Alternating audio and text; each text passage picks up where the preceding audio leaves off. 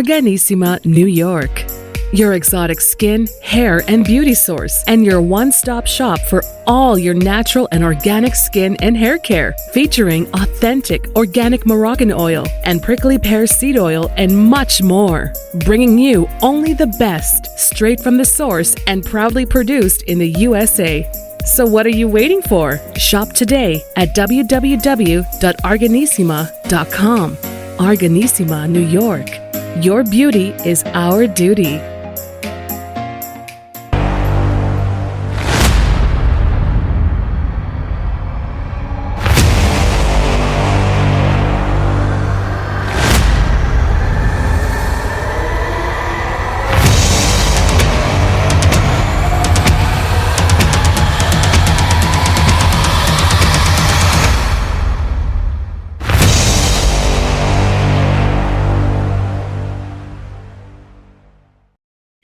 Hey, everybody. It's Cheryl Bryant Bruce, MD. You know me, the celebrity doc, and I am here with my show host, my co-host, Hisham Elamati, Hurricane H. And you are here on Chatters That Matters. Let's talk about it. This is our runaway talk show that's here to educate, inform, and entertain you. And tonight we have two guests. Our first guest is a person that is near and dear to me, in whom I entrust my very life, Dr. Toscano from UC Davis Medical Center, oncologist extraordinaire, and a man with a very big brain. So, Dr. Toscano, if you can introduce yourself, tell us a little bit about your background, and then you have some exciting news about some exciting new developments in the world of cancer. Yeah, well, thank you so much for having me. This is a great forum and show. Just about myself, I'm a medical oncologist, and I was actually born and raised in California and trained mostly at the National Institutes of Health as an immunologist and an oncologist there, and under the tutelage of actually Anthony Fauci. He was my mentor. Really? Yeah, and then came back here and joined the faculty about 24 or 25 years ago. And ever since joining the faculty here at UC Davis, I've focused on blood cancers, and that's leukemia, lymphoma, and multiple myeloma, and stem cell transplantation. And so that's what I do. And currently, I run that department here at the university. Do a lot of patient care, and I do a lot of teaching and research. And the research really involves developing new therapies and then trying them in patients with cancer, many of those patients who have failed all the standard treatment approaches. So a lot of different hats here at the university, but I do enjoy it, and it is very fulfilling. Excellent. Mm-hmm. So what made you get into oncology? Was there some life experience that did you have an experience with cancer, or just an interest in the research? What made you do this? That's a really good question. I know my other family members and mentors when I was younger said, why would you want to go into oncology? It's a very depressing field, especially when I went into it. Right. And really because of the need. There was a huge need for new, better, and less toxic treatments. And so I just felt a need. And my wife calls it a calling. But I just, if I was going to do research and dedicate my life to an area, I wanted to be in an area where there was a lot of need. So that really motivated me. Excellent. And I mean, there really is such need, and it's a growing need, because I don't know if it's just our perception, but I do really believe that the numbers are dramatically increasing. And I mean, our world is changing. It's very toxic. And so there are a lot of reasons for cancer to be increasing, but at the same time, we're increasing in the therapies that we have available to manage it. Right. Yeah. So it is increasing, and it's because we're an aging population. And it is mostly a who's aging? Not me. Good one. Yeah, and so it is a disease of older individuals, although I do treat a lot of young people as well. Mhm. And that increases our risk as we age for developing cancer. And then some of the exposures as well are contribute to the development of cancer as well. So there is more of it, and we're converting cancer into a chronic disease. So patients are living longer with it. So there is a huge need for newer treatments and less toxic treatments. I think cancer therapy's kind of gotten a bad rap in that it just makes you sick, and it's really changed a lot in the last 10, 15 years. Yeah, I mean, I remember when I was growing up, I didn't know very many people who had cancer. It was something that was almost unheard of. But if someone got a cancer diagnosis, that was it. That was all. And they were going to die, and oftentimes fairly soon. And now you have people that are living 10, 20, 30 years that are dying of things other than their cancer, like namely old age. Right. Yes, absolutely.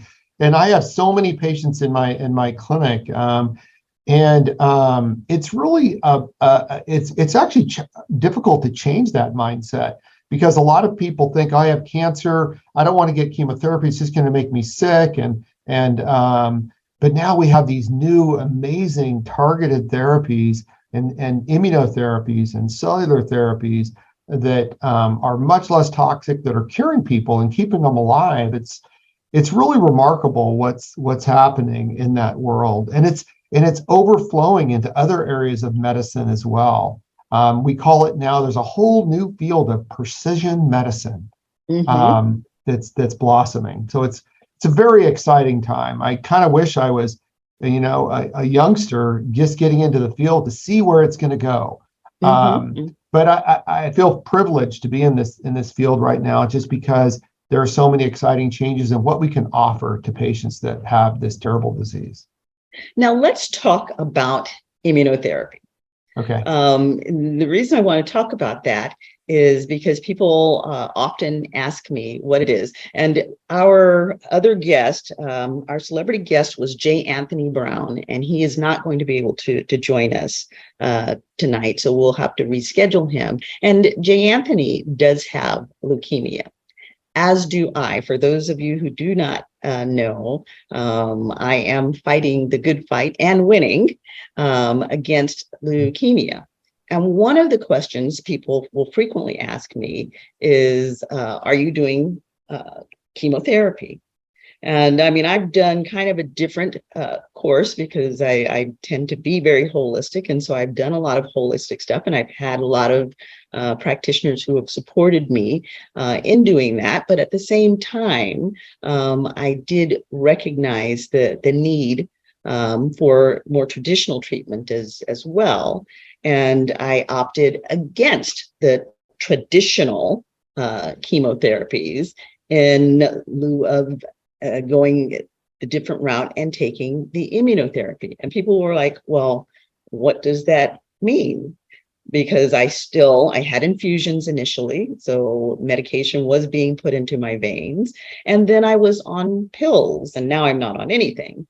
But people did not understand why immunotherapy wasn't chemotherapy. And so, trying to explain to them that indeed it is a form of chemotherapy in a sense. It is a medication, but it isn't chemical therapy per se. Yeah, so it is really an important concept to understand. And this is the way I usually explain it to my patients, is that our immune system is built to protect us, not only from infections, but also from cancer. And in fact, most of us are developing cancer since we were children in our bodies. And our immune system, through a process that's called immune surveillance, these cells in our body that are designed to seek out and destroy cancer in the very early stages. And that's happening all of our life. And so why do we develop cancer eventually? Is number one is our immune system eventually fails. And the cancer gets smarter by acquiring genetic abnormalities probably through exposures to toxins that some of us are exposed to, and genetics and other factors, maybe infections that we don't understand. So the cancer gets smarter, our immune system gets weaker. And so finally, it reaches a point where the immune system is weak, the cancer can overcome that immune system, and the cancer takes hold and develops. And so how do we fix that? Is that there's many different ways. And one of the ways is through immunotherapy. So the immunotherapy can be a form of treatment that enhances your own immune system by using proteins and other molecules that will stimulate your immune system or redirect your immune system to the cancer. Or the cancer sometimes finds a way to shield itself, to try to tell the immune system that, hey, I'm not foreign, I belong here. And so if we can really expose that that imposter, and we do that by exposing the markers on the surface that tell the immune system, I'm not supposed to be here. So there's, again, either augmenting the immune system, stimulating it, redirecting it, kind of awakening the immune system. We can give the patient a new immune system from a donor, and that's called an allogeneic transplant. And then now the latest development is taking the immune system out of the body and re-engineering it genetically, and then putting it back. And that's called cellular therapy, and that's FDA approved, and we do it on patients with leukemia and lymphoma, and it's looking like it's going to be curative. So many exciting developments right now. And this is spilling over, all this new technology, to many diseases, not just in many forms of cancer as well. So it's really an exciting time to be alive and to be practicing medicine and helping these patients. Now, here's a question, because as we think about these things, we also have to think about the ethical implications of them. So, I mean, none of us want to die early if we can help it, and we want longevity. And not only do we want longevity, but we want to live good quality lives. These treatments are expensive. So they're going to put a drain on society, and a society that, as you said earlier, is aging. So the wage earning society, the younger part, I look at it as a mushroom. You know, we've got a big cap of boomers and beyond, and then a little tiny stem of younger wage earners. So does there become an ethical question when we're prolonging the lives of these older people that are getting these cancers, when they may not be taxpayers anymore, really, not wage earners? Right. That is such an interesting topic. We could probably spend an entire hour on that one. And I'll just touch on it because, you know, like I said, I wish I had more time. But I just read an interesting article about Japan. And in Japan, what's happening is that the birth rate has gone way down to one per couple. So their population is shrinking, especially the younger population. So now they're worried that there are not enough wage earners, not enough workers to support the older population in retirement. Right. And I think the same thing's going to be happening here as well. So it's really an interesting topic, and we have more and more aging population that are going to get cancer. The treatments are getting more expensive. So yeah, where do you draw the line? And we were touching on that earlier. This new cellular therapy where you re-engineer your immune system, it can cure you, but it's about $1 million minimum. So, and it's FDA approved, so the insurance company's obligated to pay for it. Who's paying those premium? It's really all of us. Right. So, and all the people that are working. So yeah, I don't know. You think, yeah, you want to live forever, but can we? I mean, even if we had the magic pill, I mean, what would happen? Well, the question for me becomes, we do all want to live forever, but as a primary care physician and as a wellness manager, I mean, what I do, my practice is based in nutrition and fitness, and it's lifestyle medicine, prevention and optimization. The problem that I run into is people don't really want a quick fix. They want a pill. And I think that most people are not willing to put in the work it takes to truly be healthy. So if we are extending the lives of people that are getting chronic diseases, sometimes by choices of their own, okay, so we cure their cancer, but they continue their lifestyle. What are we doing? That is also a really interesting and important topic as well. We could spend another hour on that.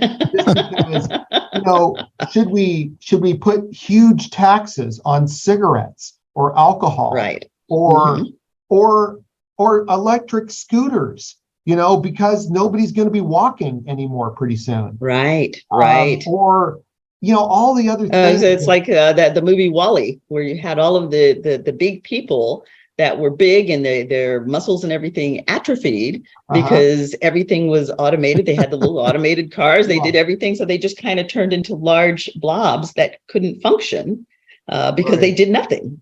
Yeah. Or a hamburger, I love hamburgers, it's true. It's so true. I mean, who should pay for the cost of bad behavior, right? Or behavior that is well known to limit our lifespan and to cause disease. But that's a hard question, because then it's like, who died and left you boss? Right. Who made you God? Yes. Yep. Exactly. Right. So, yeah, it's really, but it's interesting that a lot of people think, don't tread on me, but really, even if you're believing in the private sector, I mean, it's still socialized medicine because we're all paying insurance premiums. Right. And those insurance premiums are low or lower because relative there are to the people cost. that take care of themselves and don't use the health care. So they're really paying for the patients or the people that don't take care of themselves. Right. So it's really a socialization, whether it's private insurance, it's just you have a huge, expensive middleman, or whether it's a government covered, insurance policy as well. So many interesting topics here. Yeah. I mean, there's a lot to unwrap, and it really does bring up more questions than answers, because we are gaining all of this new technology, we're gaining all of this new knowledge, and there does become the question of, what do we do with it? How do we use it? Who gets to control it and make the decisions as to who gets it? Because at the end of the day, we won't be able to afford to give it to everybody, especially as that mushroom stem shrinks and there are fewer and fewer taxpayers paying in to support the cost of all of this. And I mean, there are a lot of, quote, socialized medicine countries, because everyone's like, oh, we want socialized medicine, because they think that it's just this panacea where everything gets paid for. But there are a lot of countries that do have socialized medicine, and they have very specific endpoints where at a certain point they say, nope, you're not eligible for care. Nope, you can't have that particular treatment. And there's much crying and gnashing of teeth, but it's accepted as the norm in those countries because that's the way it is, and that's the way it's been understood. In this country, where we are spoiled, entitled, privileged, being told that we can't have something doesn't go over well. No, it really doesn't. You're absolutely right. And where to draw the line is so challenging. I have a patient right now, 85 years old. She's pretty fit. She has leukemia, and and we're going nonstop to try and save her. And we're going to spend probably at least a couple $100,000 minimum, and we may not be able to pull her through. I mean, you can see all the ethical dilemmas that are created by that scenario. But again, who gets paid the least in our healthcare system? Pediatricians. And there is the future. Yes, they are our future. So it seems a little backwards to me, but absolutely it does. Yeah. So many interesting topics. I wish I had a little bit more time, because you really do bring up some really good topics to discuss and debate. And I love this kind of stuff too. I tend to be the optimist. I'm in here in the trenches. I want to cure as many people as I can. But is that always the right thing to do? I don't know. Go ahead. I mean, there really is a component of it that has to belong to the person, because I remember when I was first diagnosed, I was a little bit irritated about it, because I was the one that the Comprehensive Cancer Center sent their patients to optimize their lifestyle. And I was walking my walk and doing the things that should have prevented me from getting the cancer. And then the leukemia I have, I'm, not the poster child for that leukemia. And it's like, well, everyone was like, well, how did that even happen? And I was looking around the cancer center the first day that I went in there, and I thought to myself, this is not going to be me. And I told my godmother, I'm looking around this cancer center, and I said, the majority of these people are going to lose their battles. And she said, well, how do you know that? I said, because I'm looking in their eyes and I see that they already gave up. It's the person who doesn't give up, who fights the good fight, that these treatments are going to benefit. Right. Yeah, that's another really interesting and important topic, the will to live. And we have a little saying, we don't talk with patients directly, but we have this inner discussion about the will to live test. Did they pass the will to live test? Yes. So that's interesting. That's an interesting topic. The other one is that, so I focus in blood cancers, and most blood cancers strike indiscriminately. There's very little hereditary predisposition. There's very little known environmental exposures that lead to it. At least it's unknown for the most part. For right now, yeah. For right now. But anyway, very, very important and interesting topics. So you have a way of bringing out some really interesting. I can see why this show exists. You have a way of bringing out important and really controversial and just relevant topics. Now here's a last question I'm going to toss at you as far as relevant topics, because we kind of don't know where cancer comes from. And I've always had a theory that cancer is actually a virus, that it's a living entity. What are your thoughts on that? Well, I mean, there are some cancers that are caused by viruses, but and that's been well described and proven. HPV. HPV is one of them, and there's a virus that actually causes leukemia in Southeast Asia, not much in the United States. There's a bacteria that causes lymphoma in the stomach as well, H. pylori. But they're the vast minority, and also what's happening is now we have this big database called the TCGA, the Cancer Genome Atlas. So there's tens of thousands of patients where their entire genome is sequenced. And we can analyze that, and we are analyzing it. And there really isn't a lot of evidence that there are viral DNA in those patients' cancers. But the one thing is that viruses and infectious agents can manipulate the immune system and other components of the body to make our defenses weaker. And that is very difficult to, let's say, measure or quantify, or sometimes identify, because our immune system is waxing and waning.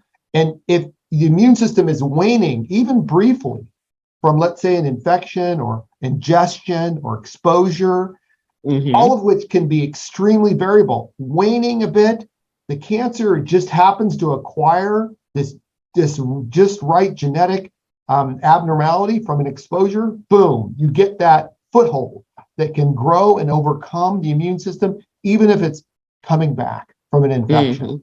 So there's Right. so many variables. It makes it um, um, it makes it really challenging, but we are understanding it better. And in fact, but in terms of understanding, is there a gene or a genetic abnormality that's caused by an infection?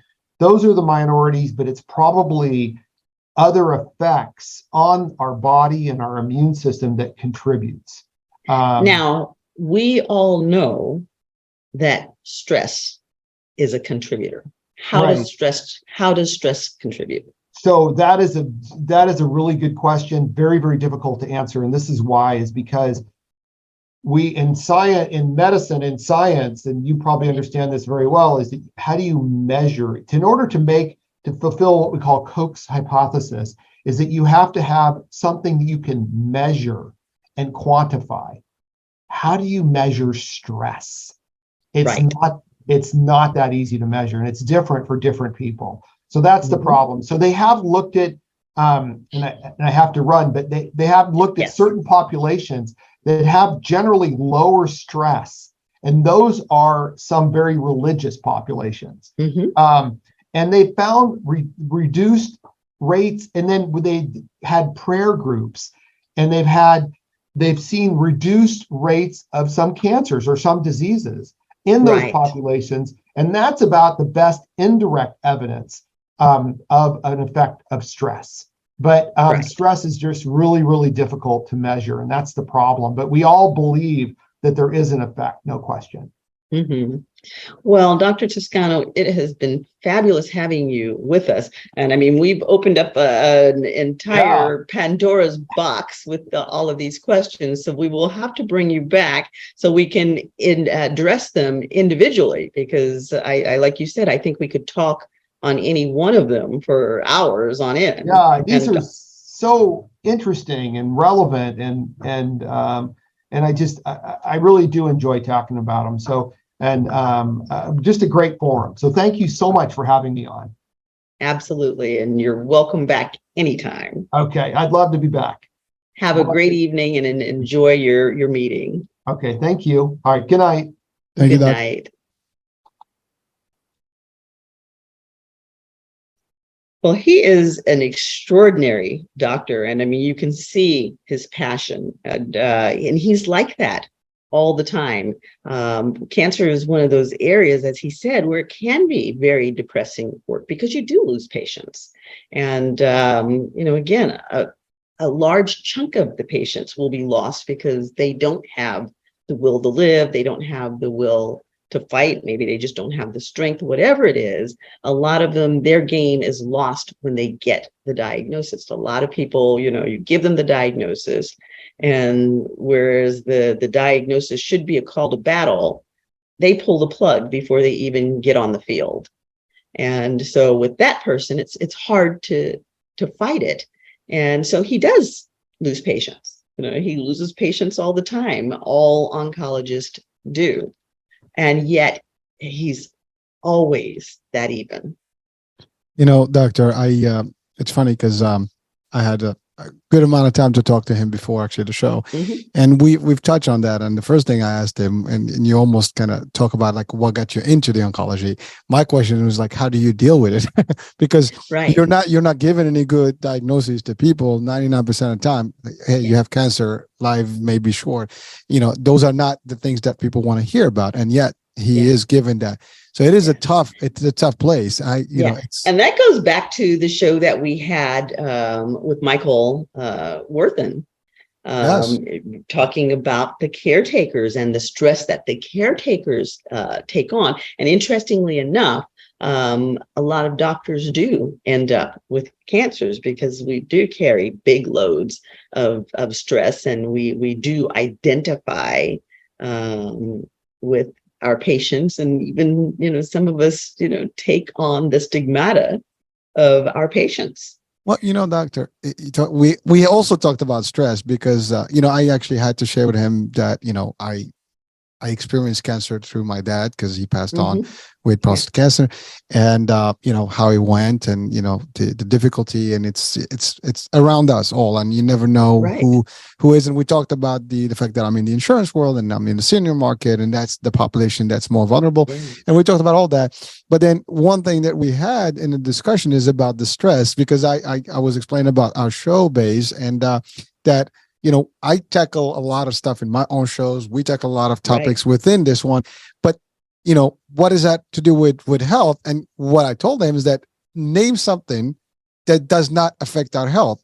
Business affects our health. Exactly. The world affects our health. The environment Exactly. affects our health. Whether it's mentally or physically, something has to do with us. So everything around us. I don't care if you're having Exactly. entertainment time. It has to do with you, either positive or negative. And so your health is affected. And that's true. That's true. Either positive or negative. Because when we say stress, people think of stress as a negative thing. But what's more stressful than getting married or going off to college? They're big changes, and anytime you have big changes, it's stressful. Anytime we face the unknown, it's stressful. So stress can be either positive or negative. But doctor, right? So stress is it's the word that we use to describe a situation, right? But that's something that it's a reaction to. It's a reaction to what we have. I mean, not everybody reacts the same way to things. Right. You can react like my wife and I. We have this like why are you so cold? Like nothing phases you. It does phase me. It's just how my threshold to react to things is a little different than maybe most, right? Or other people. Yes. Now, again, I've been tried with a lot of different things, difficult or not. And sometimes you just got to deal with it. Like, I do believe it, things happen and there's nothing you can do about them. Yeah. Well, they happen one way or the other. It's like, it's funny because the doctor talked about some of the tests, or at least the experiments and the studies about groups that were like more religious and whatever. And if you have faith, that's a whole different world. And it brings you a whole different concept of how you see the world. You said earlier, like, everybody wants to live, but we all know also that there is a time frame, right? And it's a fact. The question is, we want to live as long as we can, as healthy as we can, and as happy as we can. And that's really the magic, piece of it.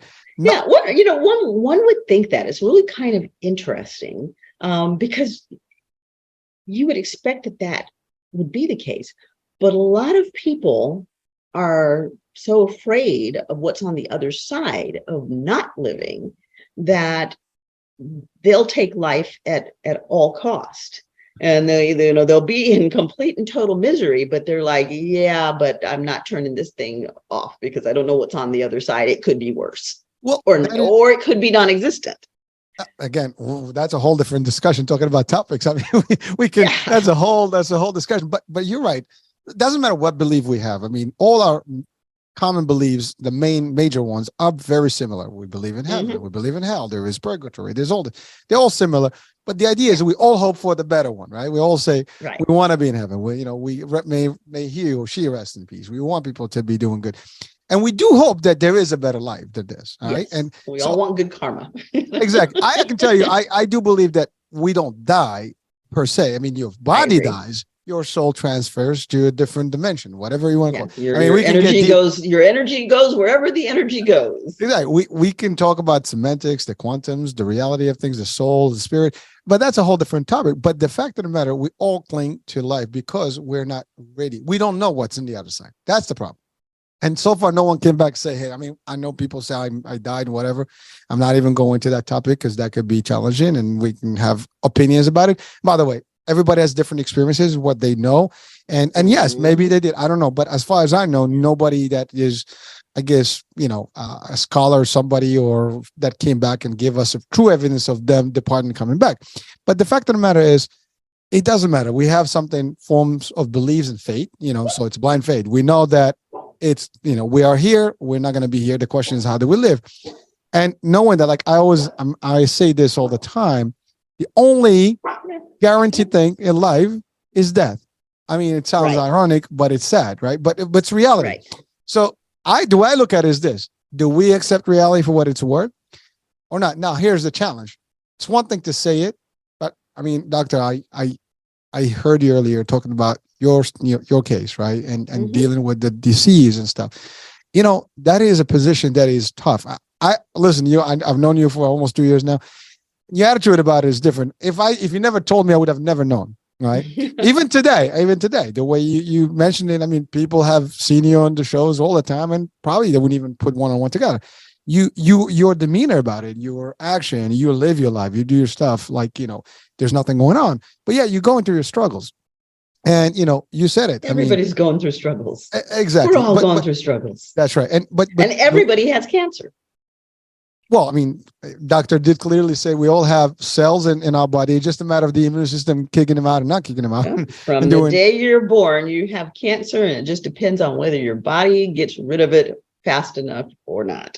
Well, but see, like, how many people know that? That's a fact that probably to many of us is a new news. This is the first time they hear about this. Jack. Exactly. It's like, it's reality, right?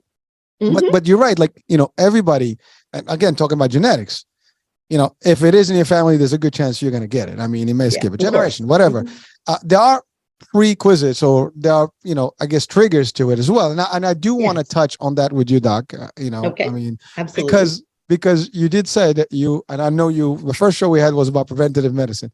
Right. And you talked about the work you do to make sure that people get all the stuff in advance.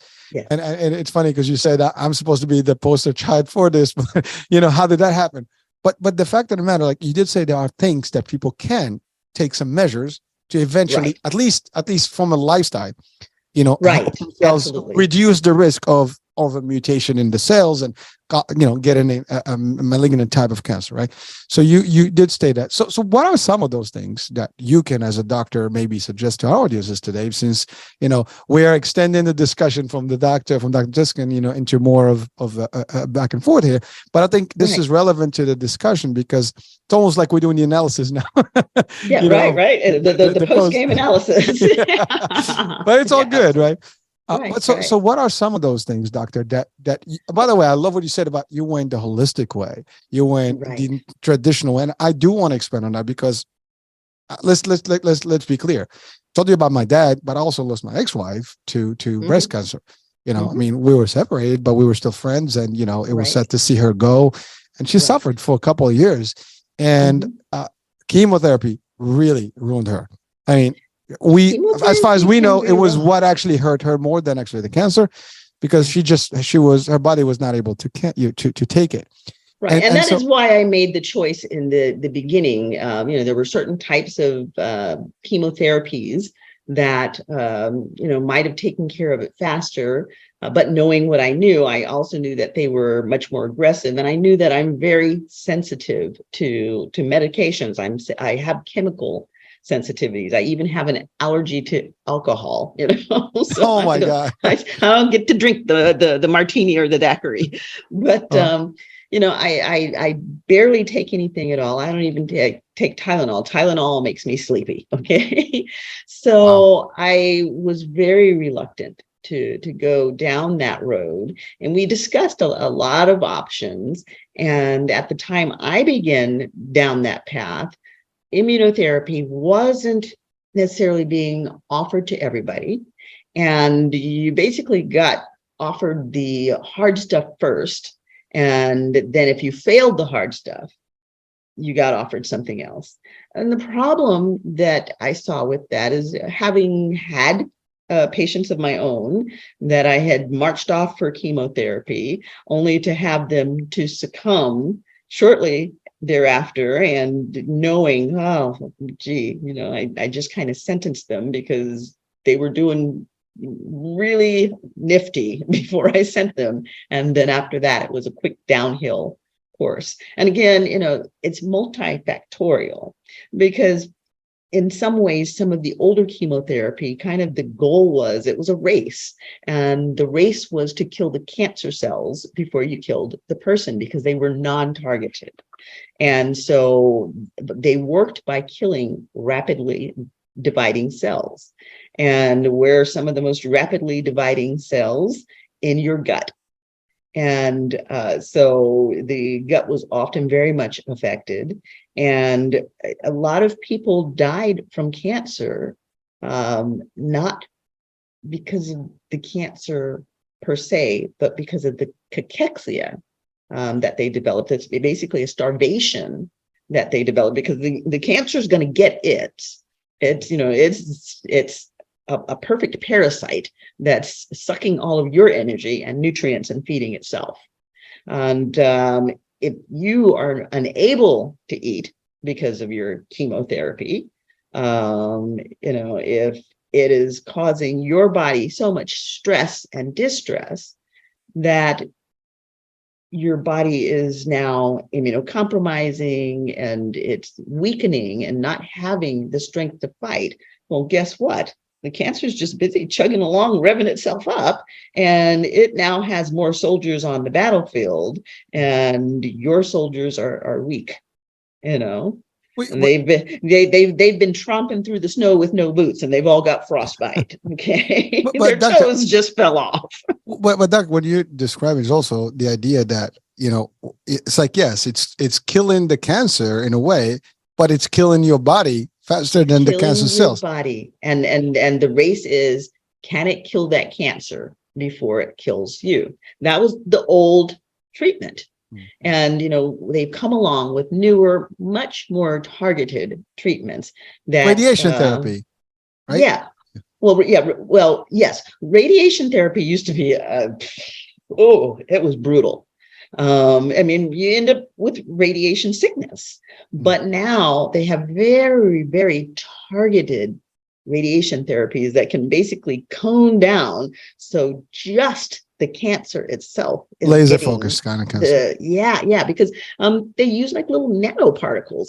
Since the development of nanoscience, science has just advanced dramatically. And the radiation therapy is one of those places when you can take a little nanoparticle of radiation and put it right where you need to kill a cancer.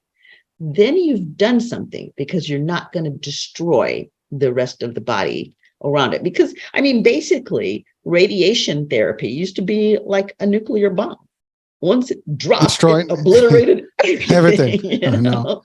So, it was just that big of a deal. Well, now they've honed it down, so it's very, very targeted. And, he talked about, the targeted therapies, the immunotherapies. The immunotherapies target down onto just the specific cells. Now, can some other cells get involved? Yeah, if they have receptors that look like the cells that the chemotherapy is targeting, it can sometimes get the wrong cells.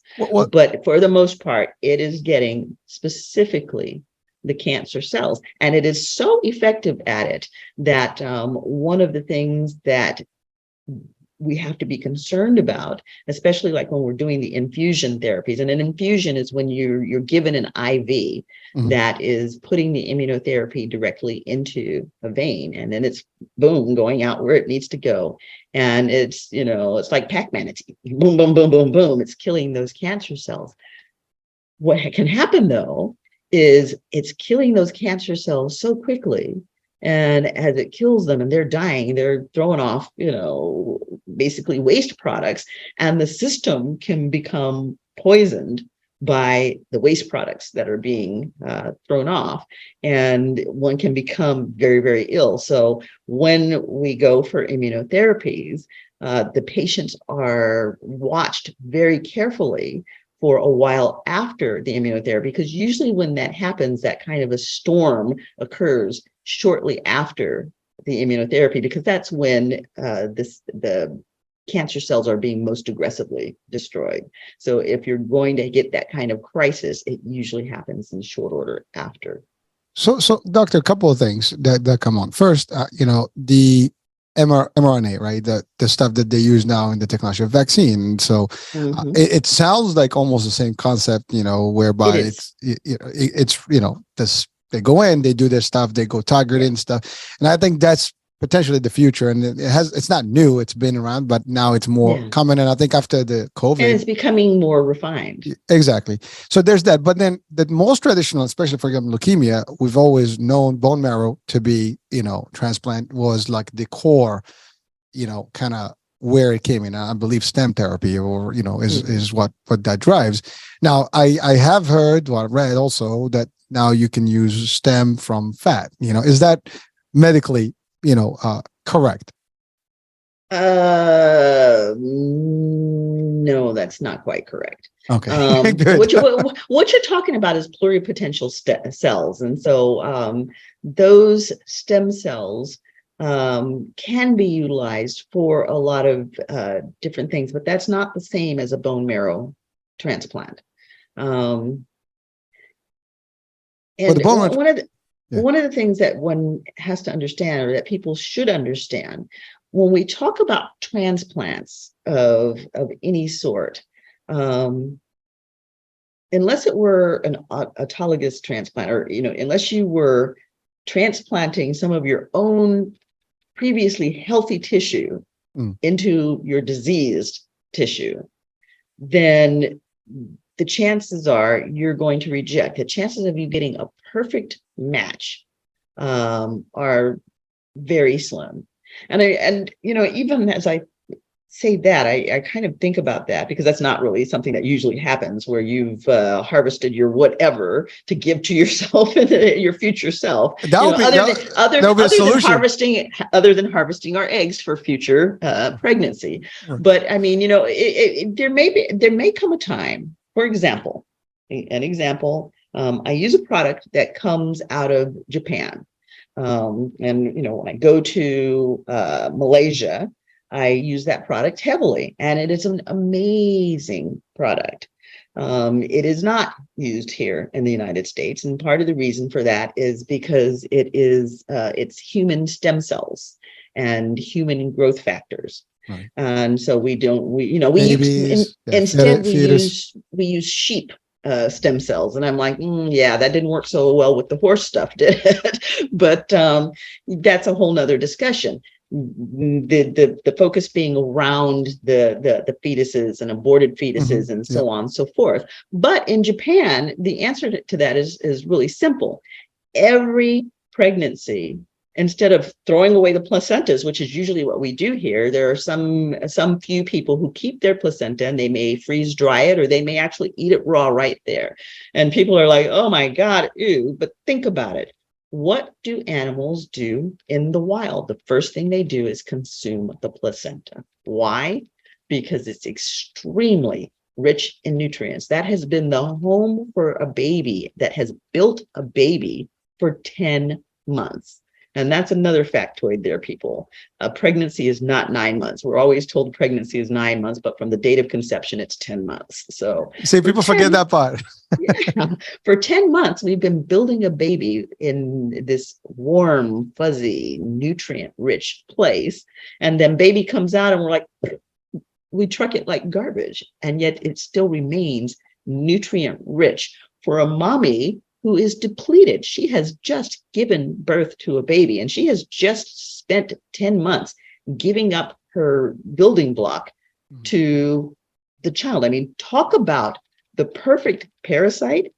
There is no more perfect parasite than a fetus as you're building the baby. Well, he's definitely eating you up. He's eating everything from you. Yeah. And I mean, but every woman that has ever had a child will tell you, my body was never the same again. Doesn't matter how healthy she is, you can be the epitome of health, and you can come out of it on the other end and still be the epitome of health, but it is not the same health.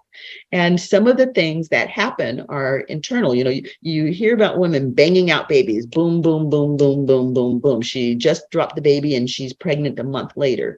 We highly discourage that. We encourage putting at least a year in between babies. And if you know that you want stair-step kids like that, then from the minute you drop that baby, you start supplementing, you start eating right to build the next baby. And hopefully you're nursing the baby that you've got going on. So you're eating to nourish that baby well, but also to give yourself enough nourishment to build for the next baby. Because again, they are perfect parasites. And what better way to start that process by consuming your own placenta? Now, in Japan, what they do is really pretty smart. They freeze those placentas. They keep the placentas and they keep the cords, and now they're making products out of those. They're taking the stem cells from the cords. It's not coming from aborted fetuses. It's coming from placentas and cords that would have, in the United States, been thrown away, you know? So it's waste at the highest level. We can use those cells to treat ourselves or our future children. I cannot remember the name of the movie. There was a movie about a little girl who had cancer, and the parents decided to have another child so they could donate to the child they were going to lose. I know which movie. I forgot the name. Yep. Yeah. And so, you know, it brings up a whole lot of ethical questions. But what if at the birth, her stem cells had been harvested because her placenta was kept, you know, her umbilical cord was kept, and they could use her own cells? Then the question becomes, though, when we start to venture down that road, the fact that she got the cancer, was she predisposed even from birth to getting there? You know, would having these particular cells actually help her, or would it have the same outcome? But I got there by trying to say that one of the things that people have to understand about transplantation is that, you know, again, we see these things as a panacea. And if you're talking about transplanting, whether it's transplanting bone marrow or transplanting a kidney or a heart or whatever, you have to understand that you are doing a trade-off. You're trading one disease for another, basically, because in order to keep that kidney, that heart, that marrow, you have to be immunocompromised. You have to be immunosuppressed, because if you don't stay on the immunosuppressants, your body recognizes the foreign and starts to reject it and destroy it, and may even turn on your own tissues and start to reject and destroy them too. And I had the unpleasant experience of having that happen. I got exposed to COVID by someone who wasn't being very careful with me. And I ended up, you know, it triggered an inflammatory response. And all of a sudden, my body was destroying its own red blood cells. And I got down to about a quarter of a tank of blood. And you know, the doctors were shaking their heads and gnashing their teeth and, you know, counting me out. And, you know, yea, though I walked through the valley of the shadow of death, I was there. And yet, you know, I had my download that it wasn't my time, that I had things to do. And one of the things that I had to do was this show, you know. And so I had unfinished business that I had to take care of, and I knew that I wasn't going to die. The doctors were not so convinced, you know. And will of living, and again, also, it really was a will and a belief in something higher, a higher power. And you know, I believe. You know, I don't believe, I know, but in the event that I'm just horrifically wrong, well, there is a placebo effect, you know? So there is. It's big. Yeah, it's a huge placebo effect. And so if I'm going to be wrong, I'd rather err on the right side of wrong. So I'm going with it. It's my story, and I'm rolling with it. You know? But doctor, you're touching on a lot of things. One is, first of all, I believe no one dies without due time, right? And that doesn't matter. You can be, there are people that are, absolutely, you know, it's funny. You had that diagnosis or even prognosis, yet people were with zero diagnosis, prognosis, and they're gone, right? People were completely healthy. They dropped dead, heart attack, and they're gone. So I had a friend, a very dear friend. His name was Archie Graham. And, you know, Archie would walk to the end of the world for me. And I knew that Archie had a romantic interest in me, and I didn't feel that way about him. He was in the brother zone, but we were very close. We were extremely close, and we all knew that Archie was going to die from kidney failure because he was one of the earliest transplant patients. He received his first kidney at the age of 4 and was one of the first ones that was ever done. And before it was all over, Archie had had 5 kidney transplants, which was pretty much unheard of. And Archie passed away in 2016, about a month after my mother did. And we sang together at my mother's memorial service because Archie was a phenomenal singer. But he did not pass away from kidney failure. He passed away unexpectedly from stomach cancer. So who knew? Listen, you're right, doctor. It's not unheard of. I mean, it's very common. People think, again, we look at wars, right? We look at stuff, earthquakes. Mm-hmm. There's a lot of people in hospital beds and they're still struggling and fighting and they're still alive. And someone can just not wake up, period. And then other people get into a car. Exactly. So you that's the thing. That's why by understanding that rule of life, like I always say, we live until we live no more. Just live it happy, live it right. That's it. I mean, you got to do the best. And by the way, the fact that you're here, the fact that you're doing, the fact that you're healing, it is meant to be. So if you believe, absolutely, that's what it is. So, but here's the thing: there's one thing about believe that is blind, and there's believe with action. This is not like part. That part. You got to do your thing. I mean, do your part. And when my dad was sick, it was like, is he going? If he had pneumonia and he survived it, that didn't take him. The second time he had pneumonia, he was gone. So people said, well, DNR and so on and stuff. Like, listen, if he's going to pull through, he's going to pull through. If he's not, there's nothing I can do. Because he did it. His body's going to stand. And if he's not going to die, it's not time, it's not time. And so that's kind of like how the attitude was. But the fact is, these are real facts, and we have to understand them in a way. Now, it's easy said than done. But again, I'm talking to you. You've gone through this. And I love what you said about the transplants, because people don't realize it is a foreign body. Now we talk compatibility and, you look for the best, get, donors and all the stuff.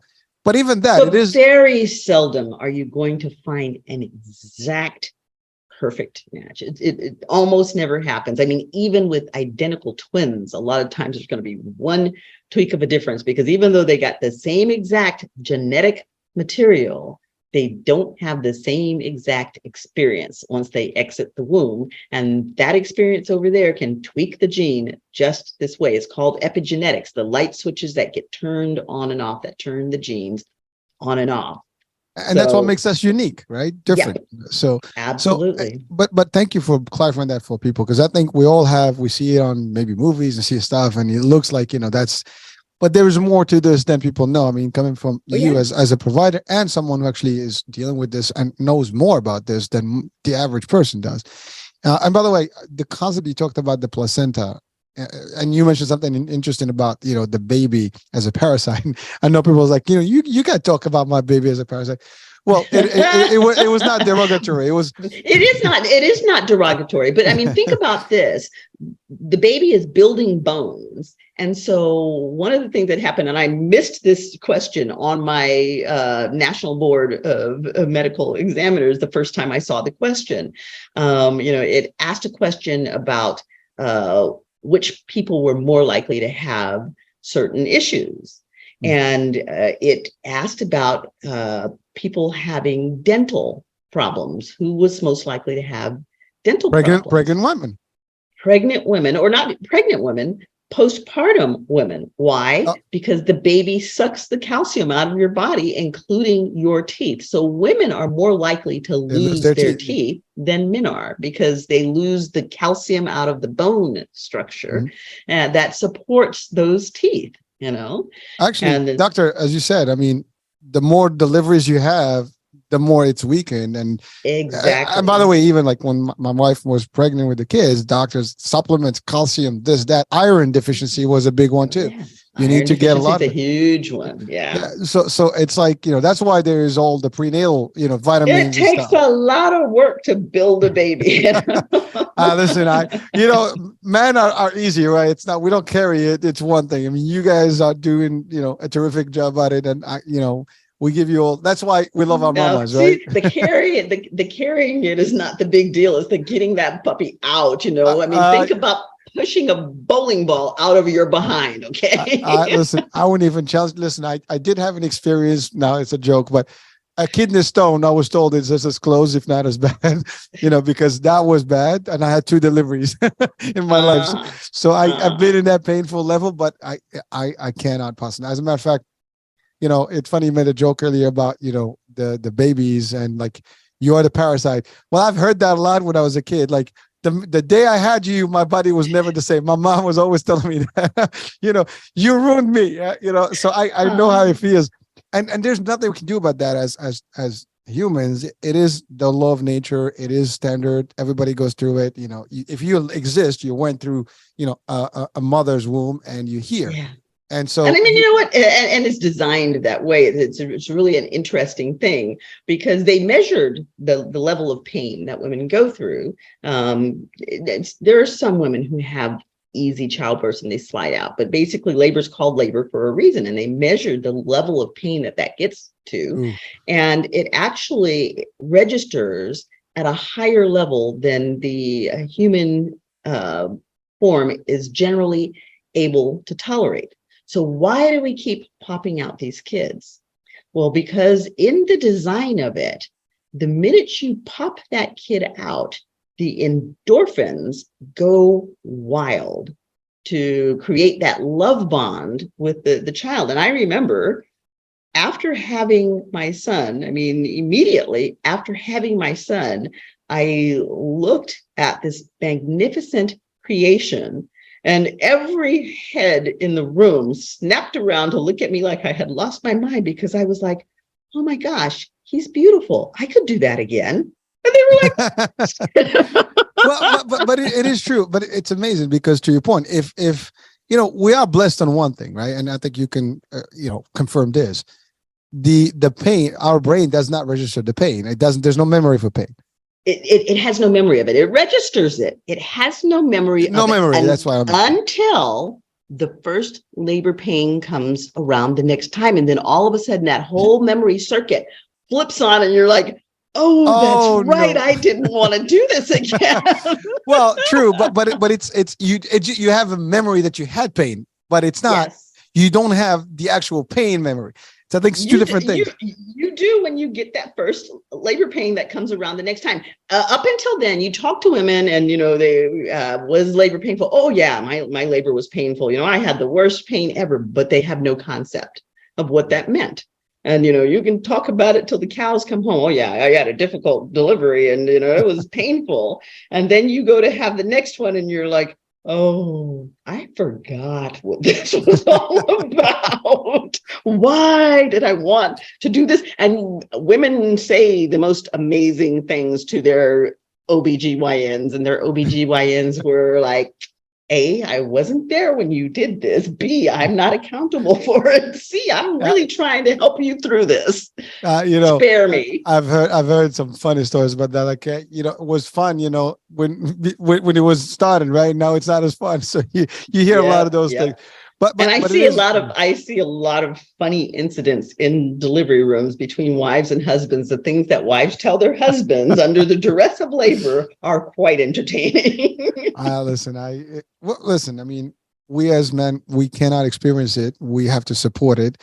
And I've been in all my deliveries, 3 deliveries. I cut the umbilical cord myself. I was there from the first kick to the actual delivery and the baby crying. And it is emotional.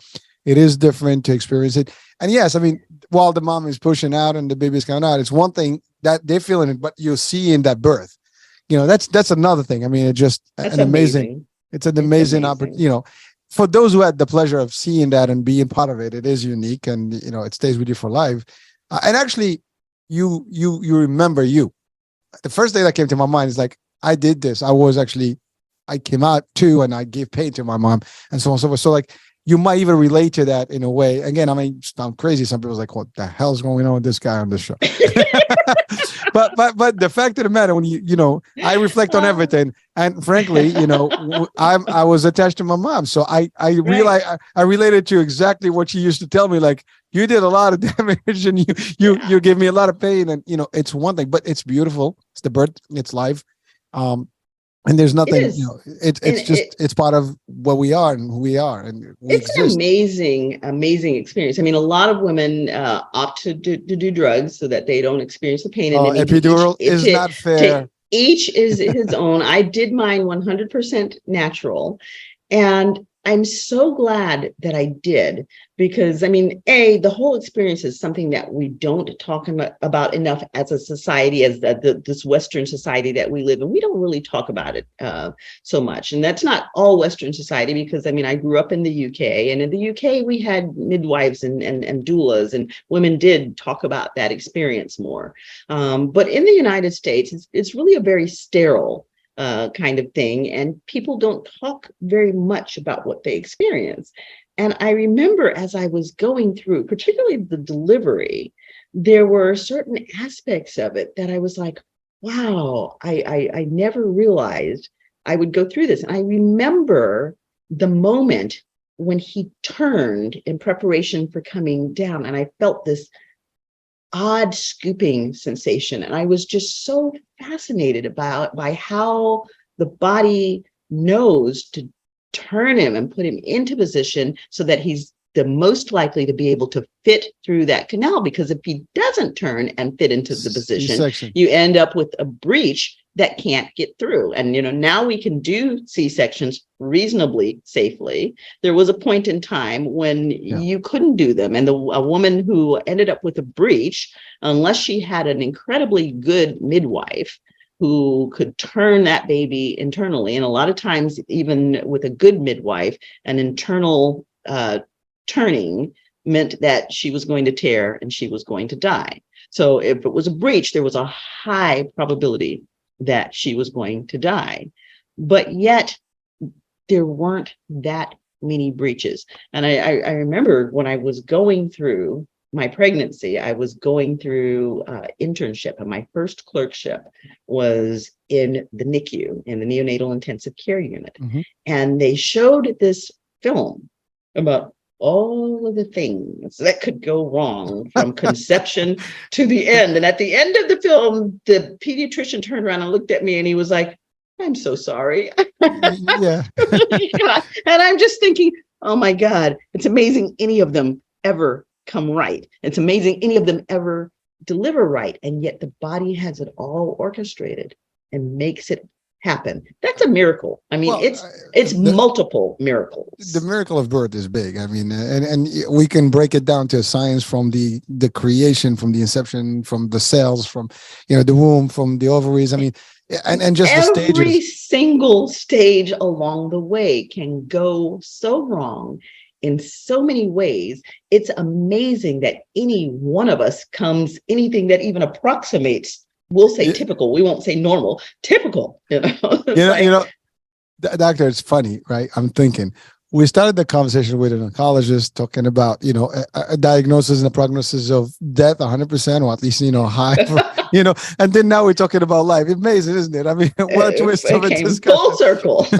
Well, listen, life and death are one or the other. They're all part of the same continuum. And I mean, here in the United States, we make death this horrible, tragic thing, but death is a part of the cycle of life. And, we talked about that even with the oncologist, talking about, extending the life. Where do we draw the line? Are we playing God by breaking the cycle up? And generally, when we start to tweaking Mother Nature, it's going crazy somewhere else. So what are we doing is the question. Well, doctor, so there is a controversy there, because first of all, we do believe that in today's modern age, we almost are extending, we live longer, but that is not necessarily true in a way. Let me explain. Because if you go back in history, right, and we go back to, I guess, the prophetic days, right, we do know of people that lived on Earth who actually, at least from a biblical perspective or a religious perspective, they lived longer. I mean, Noah, and Adam, our forefather. I mean, if for those that believe, we believe in that they lived a longer life, and many nations came that lived longer lives. Yes. And it's funny because almost that kind of reduced to a point, and then now it's kind of like going back with the science part. But people we're actually reversing that now, though, because we were living longer, we were creating longevity, but in the last number of years, we're actually the life expectancy is now declining. So and there are probably lots of reasons for that. And one of the reasons is definitely because pollution. I mean, we're creating a toxic world that we're living in, and so the organisms are getting weaker. He talked about the immune system. As the immune system weakens, we don't do as well. And I mean, we're able to measure that. Actually, we can measure something on the gene called a telomere. And, a telomere tells you basically kind of what your life expectancy is going to be. If it's young and healthy, you have this nice long telomere. But as the body collects more and more toxins and more stressors, then the telomeres start to shrink on the DNA. And the shorter they are, the older or more senescent the cell is. And so we can actually look at those cells and predict someone's longevity by looking at those telomeres. Well, but we're talking about the clinical longevity, because I mean, you can have an accident and that ends without, I mean, we're talking the medical aspect of it. But the fact is that also, it's controversial to a degree, because I believe personally, I don't care if we can extend in the way we think we're extending it. It is not extended because of the medicine. I think the medicine and the science is the tool, but at the end of the day, it is, is it the time? Is it not the time? Is that the lifespan you're going to have? I mean, from a religious aspect. And yes, I would agree with that. And what I tell patients, because, everybody wants to live longer. And I'm like, I practice longevity medicine. And I tell patients right out the gate, I can't make you live any longer than your ticket is meant to, exactly. to give you. And I'm like, I don't care what you believe. There's a programming. There is a programming, and a genetic program, a cellular programming, whatever it is. There's a programming that says you're about to live this long. And then if you take the science or the medicine out of that, I personally believe that whether you call it written in the book or whatever, I believe that every one of us has a finite existence on this earth. And just like my friend Archie, who had 5 kidney transplants, and along the way there were so many places where he shouldn't have been here. I myself have had a number of near-death experiences where I shouldn't have been here. Part of it's my strong will, but part of it, I believe, it just was not my time. I had more to do, and when my time comes, my time will come, and who knows what it will be. I may die in my sleep, I might get hit by a bus, but one way or the other, on that date, that particular moment in time that I'm supposed to go, I'm out of here. That's like, I mean, it's funny, that movie Final Destination, right? You run, but you don't run from your death to your death. It doesn't matter. You can't outrun your death. As fun as that is, just a movie, and it's just kind of funny a little bit. But the fact of the matter is, let's put it this way. We can't outrun death. There's 8 billion humans on this planet. I think about 7 billion of them believe in God and an existence and an hereafter. And maybe I'm wrong, maybe half of them. But we know that the majority of all the world does have that kind of belief. Doesn't matter what denomination. And at the end of the day, it doesn't matter whether you call it God or not. I mean, you can say, there is no God, but if you believe that there is anything greater than oneself, then, and even if you believe yourself, atheism, atheism's a religion as well. Yes. So. But I'm saying, even if that's the case, everybody kind of has the concept. It's almost like we all know it. There is a start point and an end point. There is an expiration date. There is a countdown from the minute you actually delivered, and that countdown could be 100 years, 70 years, 50 years, doesn't matter, and Could be an hour. Can be an hour. Can be, people don't even make it, right? But here's the thing. It's not so much. I think the fear is not so much. And we talked about the hereafter. I think the other concept is, do you want to live and healthy? You see, you can live long, but if you are unable to move, unable to do your ADLs, activity of daily living, you are literally just not able to do things. How would you want that life? And that's why we all say, and you want to live a happy, vitally, fulfilled life. Right. A life of purpose. And exactly. and that is exactly what I tell my patients. I said, I am a longevity management physician. I cannot guarantee you that I'm going to make you live any longer than you're already programmed to live. What I can guarantee you is that I will help you to live healthier. And by the way, that's all what I think, everybody, because we all know that it's going to be a moment, but we hope that we're going to live to that moment, happy ever after, healthy, with the best of our movement and ability and mobility. And ultimately, I can't even guarantee you good health. I mean, your genetic program may be such that you are going to get X, Y, and Z. It is on your genes. It's immutable. You're going to get it. But if I can help you with your nutrition, your fitness, your mindset, and all of that, and I can push that gene back so that instead of turning on at 40, it doesn't turn on until 75. I've given you 35 years of healthy longevity. But doctor, here's the thing. We do hurt our own selves as humans. Yes, we do. The choices we make are implicated in this diagnosis of health, right? One is, you talked about you're allergic to alcohol, but it is almost, not cool not to have alcohol, right?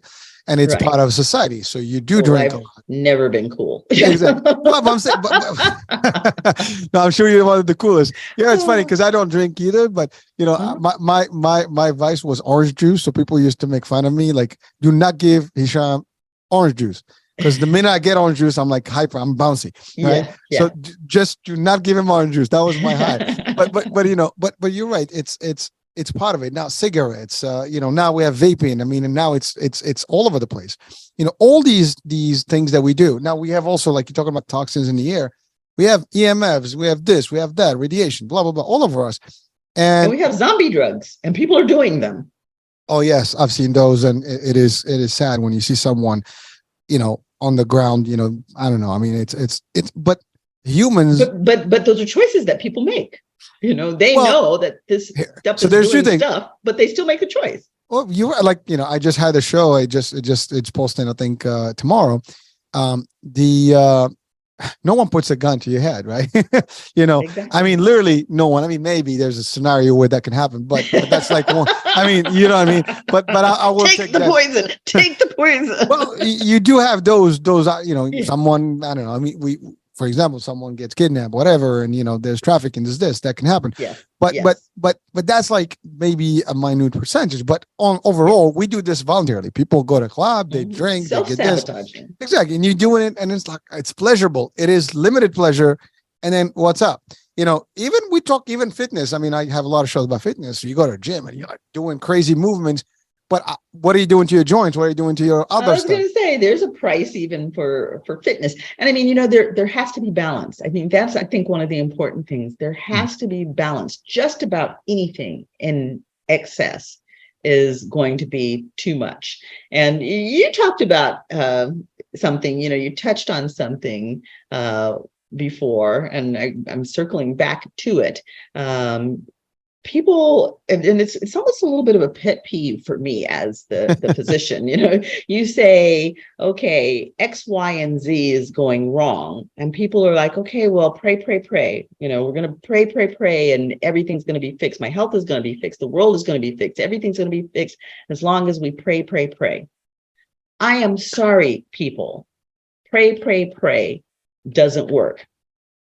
God hears you. But he has an expectation that you take part in this life that he gave you. You have a responsibility to use your gifts and talents. He gave them to you for a reason. Doc, I'm going to give a simple example. And by the way, thank you for bringing that because, you're right. Prayer is good. I mean, I believe in prayer. Hold on. I mean, today begins Ramadan for us, so we'll start fasting tomorrow. Yes. And I'm going to have an all-nighter. I'm going to be praying, doing stuff. So I'm going to enjoy that. Yeah. But that's spirituality. But the prayer alone does not guarantee that you're going to get the money. You still, yes, it could guarantee you're going to get the money, but you got to take the right actions, you have and steps to take the steps to secure it. Exactly. Here's the thing, right? I've not seen the sky actually throwing money at anybody.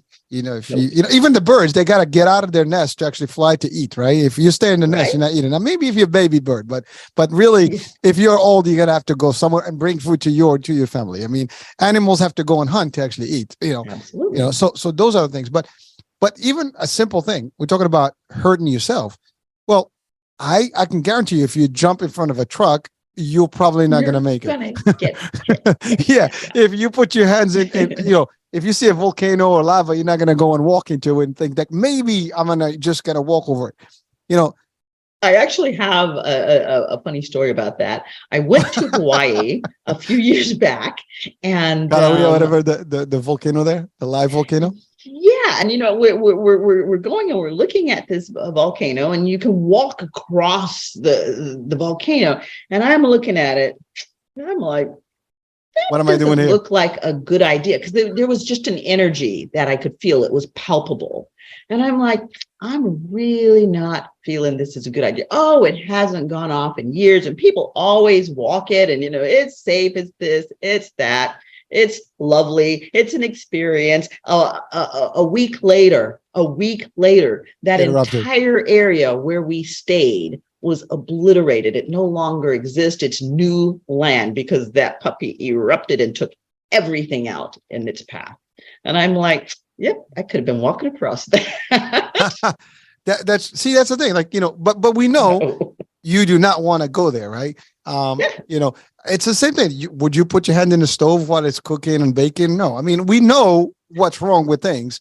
We know, for example, cigarettes kill you. They have a warning on the box. I'm sorry, but people still smoke. And the Marlboro Man was as cool as he wanted to be, and he's just as dead. Okay. And he died from what?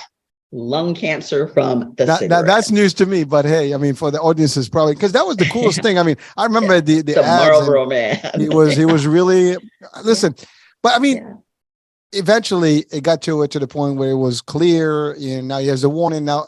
But giving somebody the warning, and I'm providing them with the tool. It's like here's a gun. Maybe if you point at yourself, maybe it's not going to kill you. I mean, hello. It's that kind of thing. It's like, do you know how many people actually kill themselves playing with guns and not realizing they're still loaded? I'm with you. Coming back from Saudi Arabia, I would go up to the ward to take care of the soldiers. What happened to you? I shot my armpit out. It's like, what? I'm leaning on my weapon. My son, one of my sons, he and his buddy were playing, and he shot him through the eye because the gun that they didn't think was loaded actually was loaded. A real gun? I'm assuming the dude is gone? No. Well, he is now actually, and he was killed by a gun, but not at that particular time. Oh. So he made it from 13 to 40. Wow. But but again, something is dangerous, but it's available, and it's that takes us to the debate of weapons and arms and firearms and so on. Yes. But the idea is we all know the bad things. We know, and listen, I mean, I'm not going to go into the pharma world here in terms of the drugs, but even the drugs, I mean, I know they have benefits.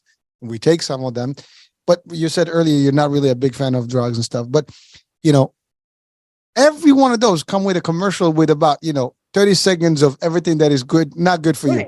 Right. And those side effects are real. I mean, some of the side effects, the way those studies work, because people are like, well, it says it's going to do all of this. Well, 9 times out of 10, it won't do all of that, because when they do those drug studies, people are put into the drug study. And the way that works is if you're taking the drug, any symptom that you have has to be recorded. Yeah. It may not have anything to do with the drug at all. And so, you get a lot of people who caught a cold during the time that they had the drug going. Well, everybody else in their family had a cold too, and they weren't taking the drug. So chances are it wasn't because of the drug that they caught the cold, but it still has to be recorded. At the same time, there are other things that happen with the drug that may not happen very often, but that may be a direct side effect of the drug. And then you have to weigh the risk benefit. Like I said, I bled down, lost almost all of my red blood cells. And to stop that process, they put me on prednisone. And I was on high dose prednisone, had, the side effects. I had a big moon face and, had a little bit of a buffalo hump. I did not look like me. I looked so not like me that my phone wouldn't recognize me from my facial sinus. I'm sorry. I just got a visual. I'm sorry. So, there were side effects that were clearly going on, but some of the side effects from prednisone can be very bad. They knock out organs. They can knock out your pancreas, leave you with diabetes, all kinds of other things. And I was on the high dose prednisone from December until May. And, the whole time I'm thinking, oh my God, what is the prednisone going to do to me? And so I made it to May and I'm like, can we get off of the prednisone? He's like, you can get off of the prednisone. I'm like, oh my gosh, I actually made it through this ridiculously high dose of prednisone with no side effects. A week later, I get ready to get out of bed and I have excruciating pain in my hip. 6 weeks later, I finally get the MRI, only to find out that both hips have been completely destroyed. And months later, I had to have both hips replaced. So you say medication, and I'm like, well, no. But doctor, again, you got to the point where you had no choice, and you did it. And yeah, it was a risk benefit. It was a risk benefit thing, and it's like prednisone, horrible drug, took my hips.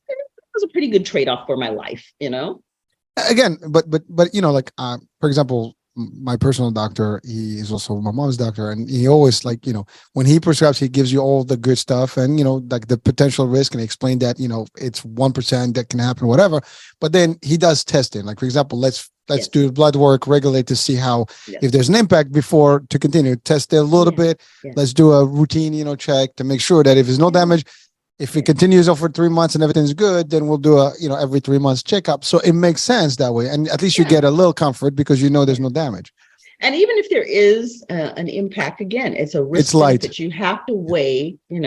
Is it worth the risk? Yes, I know that I'm having some damage here, but what is going to happen if I don't take this risk? What is this damage here? And as part of that weighing things out, for me, it's like, okay, is there something else that I can do? I'm on no medications at all now. We decided eventually that the risk-benefit ratio was not good enough. I was having too many side effects from the medication. And while off of medication, because they took me off of all medication, because they're like, oh my gosh, are we getting ready to kill her with this medication? So they took me off of all the medication. And all of a sudden I'm cooking with oil. We're doing really well. And so then the risk-benefit thing goes, does it make sense to put her back on medication? No, it does not make sense to take the risk of putting her back on medication. So what do I do in exchange? I don't just sit here and say, okay, I'm going to pray, and it's all going to be good. No, the holistic I stuff. do my due diligence I eat an exceedingly healthy diet. I eat a tremendous number of vegetables. I eat mushrooms almost Antioxidants. Every single day, antioxidants every single day. Eating close to my skin color, meaning dark leafy green vegetables, dark reds, dark oranges, high in antioxidant foods, grape juice, currants, high antioxidant foods. Does it make a difference? I am a lot healthier than a lot of people who do not have a diagnosis. I'm doing a lot more with this diagnosis than a lot of people are doing supposedly perfectly healthy. Listen, God bless. It is. But thank you for sharing that, because that's important. Because again, nutrition is a big part of the game. It's everything. I mean, it's the mindset, it's the nutrition, it's the activities. You know, It's the activity, it's the movement. Exactly. It's You're the moving. movement. You're busy. Mhm. You know, but those are all things. I'm in life. I'm in Exactly. life. And you know, people talk about surviving cancer. I will never be a cancer survivor. I choose not to be a cancer survivor because I'm a cancer thriver. And I will That's powerful. thrive my way through life, whether there's cancer, no cancer, whatever else may come up. I mean, I've had some stuff in my life. I mean, I've had some stuff in my life that I wouldn't wish on my worst enemy. And people are like, how did you make it through that? Resilience. It was a choice to love this life I've been given. No matter what happens, I woke up this morning. What a gift.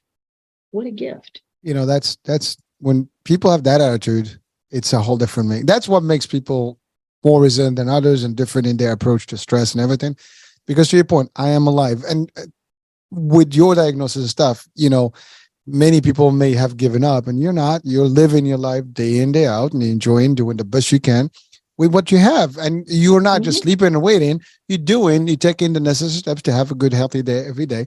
And that's what makes a difference in a lot of things. I mean, and now someone can say, well, maybe you have the means, you can afford these extra things. Like, you know, we talked earlier about I'm sorry, nobody can afford cancer. Nobody can afford cancer because the doctor told you, you know, we've got treatments that are getting ready to come out that are $1 million.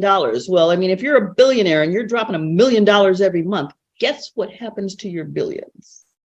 Yeah, well, that's for the billions. You know, for the average, you know, Joe, it's not happening. You know, well, you know what's interesting? What's interesting with that is because of the way the system is set up, the billionaires make it happen, and the lower level makes it happen because they are on the public assistance and all, and then the majority middle tier gets caught in the middle. Yep, I can relate to that. I know exactly how that feels. And you know, it's funny because you know, but even Medicaid and Medicare, you know, even though these treatments are approved, they're not your first choice as an insurer. I can tell you that much. You're not getting that treatment, at first run. You're getting the standard chemo, you're getting the potential radiation, and that's you have to test all of it. And by the way, most specialty hospitals do not even take insurance. Let's be clear. Right. You know, and I was going to ask the doctor that, you know, I think when we bring him back, we can dive into UC Davis does take insurances, and that's it. It's a university hospital. University hospitals usually take the insurances. But for example, Sloan Kettering. Private hospitals do not. Exactly. And so they can't afford to. Yeah, it's costly, but so I always had the question. I mean, you know, I don't know, we make billions of dollars sometimes, you know, we're going to talk inflation, we're going to talk into economy now and banking. But the fact of the matter is, you know, the cost could be absorbed if governments wanted to, if the world wants to. You know, it could be, you know, just part of like it's a guaranteed, you know, benefit that you get, and that's it. You know, it doesn't have to be. You know, now you're getting into the socialized medicine kind of thing, and people are like, well, you know, there are countries where I can get treated, and you know, it's my right to get medical care, and I don't have to pay for it. Yes, you do. You know, when you go over to Sweden and Norway and those countries, yes, they have beautiful socialized medical systems. They also pay the highest taxes in the world, and they're also the happiest people. Yeah, well, listen, I don't know. You're in California. I'm in the New York and Jersey area. I think we're just as expensive. It's expensive. That doesn't have anything to do with taxes, though, necessarily. Well, no, actually, I pay taxes at a gazoo. It's just we're heavily taxed. Those countries pay on the average close to 50% of their money out in taxes as a whole. You know, not just you know, if you're in a certain income bracket, it goes up. No. They pay across the board a lot of their income, but they benefit from it. They have good roads, they have good schools, they have good medical care, they have daycares at their work and such. If my dollars were being spent that way, I'd be happy to fork over that 50%. You know, well, we're close enough. I mean, they take about 38%, 40%. I mean, we're not that far. but our 38 and 40% is going in our politicians' pockets. You know, it's going into their healthcare system that is not the same as our healthcare system. So, but that's a whole nother conversation. We're not going to go there today. Yeah. Well, it's funny because even Canada next door, and they do have, I would say, a little healthier system, although you still have to wait a long time and stuff. Now you can always go pay private and get some stuff. But if it's costly enough, you're going to have to wait for a procedures to happen. But even that, I mean, the taxes they pay in addition, it's higher than all. And that's the problem. It's always the people that are paying, but we have resources that can be, percentage wise given. Now I'm being just, maybe pleasant about it and, saying that it's the right thing to do, but that's not reality of life. Unfortunately, that's not how the world works. But really, if we wanted to cure everything and have $0 given, paid to in healthcare, every government can do that. And people can challenge me. You can. I mean, you can take a percentage of your oil and just dedicate it to this stuff, and that's it. Make it part of your, expenses, whatever. So there is a way to do that. You could print extra dollars, for that healthcare, the way you bail, businesses, these days, and do it. I mean, there's many ways. Right. It's like, why aren't we bailing out hospitals instead of businesses? Well, I'll give you one. Well, that's right. Well, here's the thing. We have defense, contractors. They make trillions. Put a percentage of that or a special tax that is paying for the stuff. I mean, there's ways to do this. Now, I'm not a finance expert or an economic, or an economist, if you want to say it that way. But these are just basic, things that we all can come up with an idea of how we could be paid off. But we just choose not to because the system is not meant that way. You got to pay for things, right? And so it's just how it is, and it's sad. But this goes back, like, do we want to have more people to live? Because where the population is overcrowding the world. All I can tell you is this, at least from the belief perspective, this world can't handle itself. And, we have natural disasters. We have a lot of stuff that happen. I'm believing that there's a reason for that. And sometimes people. Yeah, and the more we mess with things, the more we tick off Mother Nature, and then she's going to level the playing field. So. It's like habitat, right? Animals, are coordinated in the wild. They're somehow the habitat level is always limited. Now, all in the world that we live in, like, we have hunting season because we want to reduce some of that. But in reality, you don't even need that. They'll take care of themselves. It's in the savannah, and all these places, animals take care of business, and the weak is dead, and so on and so forth, and it's always going to get. So it's just the world can't. I mean, look, we had the pandemic. We closed for about 3 months. The ozone layer got better. The ozone layer got better, and the animals came back to reclaim what was theirs. Yeah, I mean, but that's amazing, isn't it? So listen, I mean, we can go into a whole emotional trip and a discussion about how the world should be, but it will be just fantasy, really, because the reality of things is completely opposite. If the world was run by its own, things will be a lot simpler. But humans intervene, and we kind of destroy it one way or the other. But anyways, listen, Doc, we've had a pretty long show today, but it was, I think, fun. I mean, it was awesome with having, Dr. We were all over the map. but it's a full circle, but it's all related, right? Yes. Here's the thing. Everything that happens in life affects health. Actually, I had the discussion with Doctor. Business affected, everything affected. So therefore, whatever we're talking about. That's why we have the windmill healthy lifestyle paradigm, because every single thing affects you. Every single thing. Hey, listen, and whatever we do has an impact on our mental and physical health. So doesn't matter what you do, business does affect us the most. Most of us are stressed just because of work at business and financials and paying mortgage and this and that. And, we have ulcers, we have this, we lose hair, we do this, and it's happening. Like, what the hell's going on? Well, you're, fighting the fight, and so is it affecting your health? I mean, actually, I had a show with a doctor that we talked about how the business concept affects and has a toll on the healthcare system. Oh, very much so. Because the lifestyle we have, the food we eat, all the stuff we do is actually a direct link to exactly how the healthcare system is taxed and unable to actually meet the needs, because it just, you can only do so much. I mean, our behavior is what's driving that, and it's coming from our economy. It's coming from absolutely. So when you start like listening and kind of like opening up to this, like, God damn, this is like crazy. I mean, but it's the reality. I mean, it's amazing. It's not And then fake. it's a head scratcher. It's like, okay, so how do we Yeah. fix it? Listen, and therein lies the question. listen, you and I, we can be talking for the next century. I don't think we're going to have a solution. I mean, there are solutions. The world can come together. We can have peace. We can do things, but I don't know if it's convenient. It's not convenient. It doesn't work. Well, you know what? I think that the answer is to focus on yourself, to make yourself the best person that you can be. And if everybody was making themselves the best that they could be, the world would be a lot better place. So I always say, and I've said it repeatedly, I'll say it again, you are your greatest asset. Invest in yourself. Invest in yourself. Well, I guess with those words of wisdom, we've had almost 2 hours today, and it's a nice discussion. And listen, I guess the next one will have more of Dr. Listen, let's make Doctor come back, a few times, because I think we can have a few sessions Definitely. with him, even if it's half hours to discuss different pieces of this.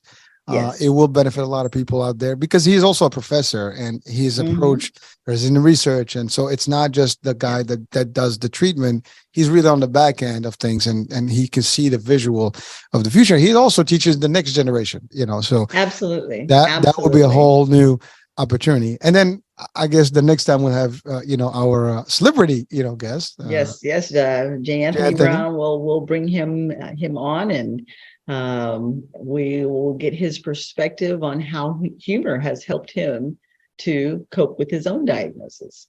Well, yes, doctor, but also just for our audiences, this is like a quick promo here. He is actually, he's been on the Steve Harvey show. He started with Arsenio Hall. He's been all over the place, so he is a funny guy. He's a comedian, artist, singer, you name it. So just look out for the show. We were hoping to have him today, but things happen. It's a busy life, right? But we're entertaining you for now, but let's catch the next one, and I think we'll have a great time with our next guest, and many guests to come. So we have some exciting guests in the lineups, and I think that you are going to enjoy these shows more and more and more, because we have some really interesting people coming in. We're getting just started, right? We are just getting started. That's it. So here we are. This is Chatters That Matters. Let's talk about it. I am your show host, Dr. Cheryl Bryant Bruce, MD, the celebrity doc, here with Hisham El-Mati, Hurricane H. And we hope that you will come back and join us again and again and again. Tell your friends. Hurricane is just absolutely wonderful in putting together these really nifty looking show promos, the little flashers and things going on. So watch your Instagram, watch your Facebook, watch whatever social media you're on, and you'll see these very beautiful pieces of artwork that will be announcing the shows that are coming up. I'm losing a dog overboard here. Don't you guys start. But you'll see those. They'll tell us which shows are coming forward. Share those when they come to you. Share them with your friends. Like them. Comment on them. We want this to be an audience participation kind of sport. So join us again, and we will be coming back at you. Chatters That Matters. Let's talk about it. See ya. See you, everyone. Bye. We'll talk soon.